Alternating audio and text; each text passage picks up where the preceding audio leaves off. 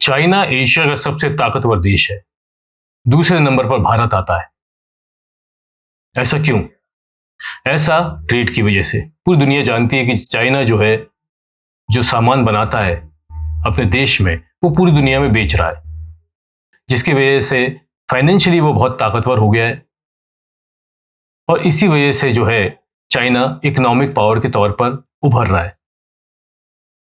भारत और चाइना में ऐसा क्या है जिसकी वजह से चाइना जो है आगे निकल गया है? अगर ऊपरी तौर पर देखा जाए तो चाइना की टेक्नोलॉजी जो है वो भारत से बेहतर दिखाई देती है। लगता है कि चाइना के पास बेहतर टेक्नोलॉजी है, पर क्या वाकई ऐसा है? अगर हम ट्रेड की बात करें, और इस ट्रेड की अगर हम बात करते हैं 2018 की, जो कि बताती है कि 2.71 ट्रिलियन डॉलर का व्यापार जो है चाइना पूरी दुनिया के साथ कर रहा था। और वही हम जब 5 साल बाद देखते हैं 2023 में, तो वो करीबन जो है 3.31 ट्रिलियन डॉलर का व्यापार हो जाता है। मतलब लगभग देखा जाए तो 1 ट्रिलियन डॉलर का इजाफा, वो भी सिर्फ महज 5 सालों के अंदर।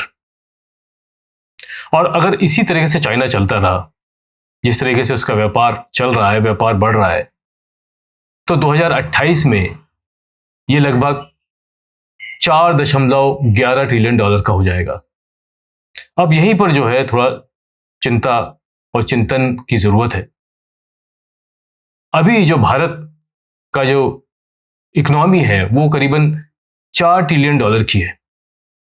तो इस लिहाज से देखा जाए, और जो भारत जो है वो इकोनॉमी के मामले में जो है वो 5वें स्थान पे है। अभी अभी कहा जा रहा था कि चौथे स्थान पे पहुंच गया है, जापान को पीछे छोड़ दिया है। पर लेकिन अभी जो है उसमें कुछ समय लगेगा, और इस साल के अंत तक जो है हम जापान को पीछे छोड़ देंगे। तो ये जो है, ये जो 4 ट्रिलियन डॉलर का जो फिगर है, ये थोड़ा चिंता का विषय है कि चाइना लगभग इतना सामान बेच रहा होगा पूरी दुनिया को, जो कि भारत की अर्थव्यवस्था होगी। यहां पर जो है ये सोचने की जरूरत है। भारत भी चाइना से सामान खरीदता है, और जो भारत जो सामान खरीदता है वो करीबन 127.7 बिलियन डॉलर का सामान खरीदता है। अमेरिका जो है वो हमसे सिर्फ ऊपर है। वो 438.9 बिलियन डॉलर का सामान खरीद रहा है। अगर हम देखें इस लिहाज से कि हम चाइना को कितना पैसा दे रहे हैं हर साल, जबकि हमारे चाइना से रिलेशन अच्छे नहीं है, हमारी मजबूरी है कि हम चाइना से सामान खरीदते हैं, क्योंकि वो सामान हमारे देश में नहीं बन रहा है। अगर देखा जाए तो चाइना जो है हमारा दुश्मन है। 1962 की जो जंग हुई, उसके बाद समझ में आया कि चाइना के ऊपर भरोसा नहीं किया जा सकता। चाइना जो है आज भी लगभग वैसा ही है। चाइना आज भी हमारे देश की धरती पर उसकी बुरी नजर है, और कई जगहों पर छोटे छोटे जो देश हैं उनकी जगहों पे वो अपना आधिपत्य जमाने की कोशिश करता रहता है। तो चाइना और भारत में अंतर क्या है? क्या वाकई इसकी टेक्नोलॉजी हमसे बेहतर है? एक बड़ा अंतर जो है, जो समझ में आता है, वो एजुकेशन सिस्टम का है। एजुकेशन सिस्टम जो है हमारे देश में और चाइना में जो है वो थोड़ा अलग है। 80 के दशक में ही चाइना ने जो है आईटी पार्क बना लिया। 80 के दशक में ही चाइना ने एजुकेशन सिस्टम में स्किल डेवलपमेंट और वोकेशनल एजुकेशन को शामिल किया। हमारे देश में भी वोकेशनल एजुकेशन पर जोर दिया गया, जो कि 50 के दशक में हुआ। 1950 में जो है वोकेशनल एजुकेशन पे जोर दिया गया, जिसे हम आईटीआई के नाम से जानते हैं, इंडस्ट्रियल ट्रेनिंग इंस्टीट्यूट। लेकिन चाइना और हमारे जो इंडस्ट्रियल ट्रेनिंग इंस्टीट्यूट है उसमें क्या फर्क है? उसमें जो मेजर डिफरेंस है वो फर्क है कि चाइना में जो इंडस्ट्रियल ट्रेनिंग जो दी जाती है, स्किल डेवलपमेंट की बात जो बताई जाती है, वो स्कूल लेवल पे है और कॉलेज लेवल पे है।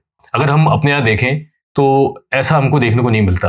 अगर आपको इंडस्ट्रियल ट्रेनिंग लेनी है तो आपको पहले अपनी एजुकेशन पूरी करनी है, आपको अपनी स्कूलिंग करनी है पूरी, या कई जगह पे ऐसा है। और वाकई होता भी है, 10th बेसिस पे भी आप ITI में एडमिशन ले सकते हैं। तो आपको पहले स्कूलिंग या फिर आप पूरी स्कूलिंग कंप्लीट करके जो है इंडस्ट्रियल ट्रेनिंग में जा सकते हैं, या फिर टेक्निकल किसी क्षेत्र में जा सकते हैं, जैसे इंजीनियरिंग कर सकते हैं। अगर आप इंजीनियर बनना चाहते हैं तो आपको 12th बेसिस पे आपको एंट्रेंस एग्जाम देने और आप उसके लिए जो है एग्जाम दे सकते हैं, और क्वालिफाई कर जाए तो आपको इसमें एडमिशन मिल जाएगा। लेकिन चाइना में ऐसा नहीं है। चाइना में स्किल डेवलपमेंट पर जोर दिया जाता है स्कूल लेवल पर ही।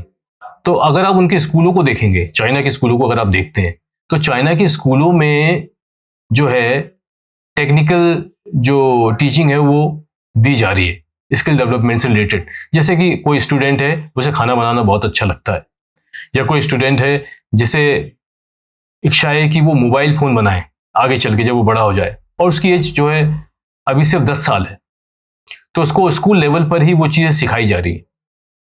चाहे किसी भी तरह का टेक्निकल स्किल हो या नॉर्मल लेबर स्किल हो, वो उसको स्कूल लेवल पर ही सिखाई जा रही है।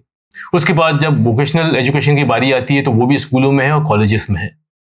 इससे ये होता है कि जब वहां पर एक स्टूडेंट जो है अपनी पढ़ाई पूरी करके निकलता है, तो वो सीधे किसी कंपनी के लिए काम कर सकता है, या फिर वो अगर चाहता है कि वो खुद की कंपनी डाले तो वो डाल सकता है किसी भी काम के लिए।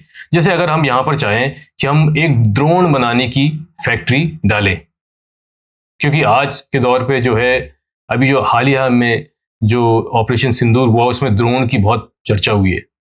तो अगर ऐसा कोई चाहे स्टूडेंट अपनी पढ़ाई करने के बाद कि वो ड्रोन की फैक्ट्री डाले, छोटी सी एक फैक्ट्री डाले कम इन्वेस्टमेंट में, या जो भी उसके पास इन्वेस्टमेंट हो, तो ये पॉसिबल नहीं है, क्योंकि उससे रिलेटेड जो इन्फॉर्मेशन, जो जानकारी होनी चाहिए, वो पहले उसको सीखनी पड़ेगी कि ड्रोन बनता कैसे है।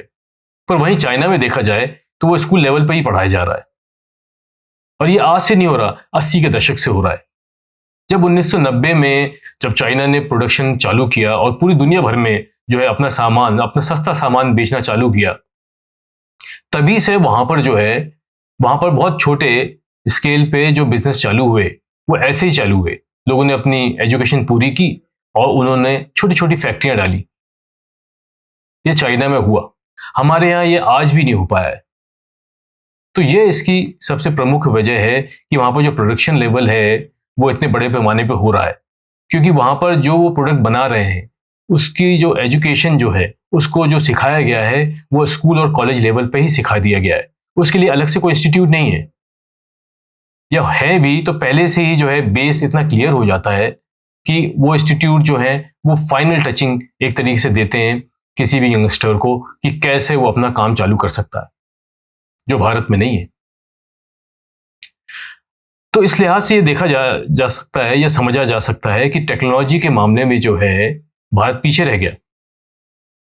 पर वाकई क्या ऐसा है?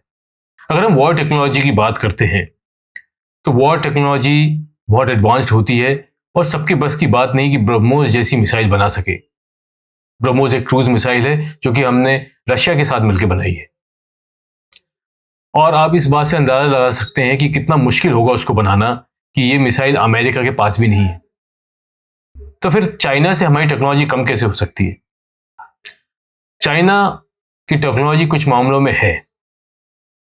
अगर हम देखें कि हमारे शादियों में जो ड्रोन आते हैं, जो एरियल वीडियोग्राफी के लिए इस्तेमाल होते हैं, फोटोग्राफी के लिए इस्तेमाल होते हैं, वो चाइना से ही आते हैं, और हम यहाँ पर देश में ड्रोन नहीं बना सकते। पर लेकिन हम ब्रह्मोस मिसाइल बना रहे हैं। तो फिर ऐसा कैसे हो सकता है कि हम ब्रह्मोस मिसाइल तो बना रहे हैं लेकिन ड्रोन नहीं बना पा रहे? ये बहुत अजीब सी बात है।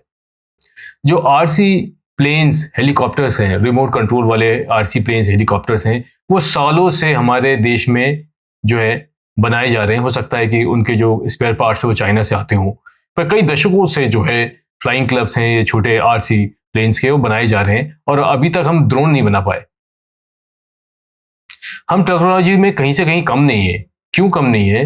क्योंकि जो ये मिसाइल की जो टेक्निक है, इसको जो विकसित की गई है, ये सबसे बाद में विकसित की गई है अगर हम कंपेयर करें दूसरे देशों के। जैसे कि हमने जो ये चालू किया, ये 80 के दशक में चालू हुआ। 1982 में जो है मिसाइल प्रोग्राम डॉक्टर कलाम के निर्देशन में चालू हुआ। अमेरिका ने इससे बहुत पहले 1940 में ये प्रोग्राम चालू किया, रशिया ने 1959 में और चाइना ने 1964 में।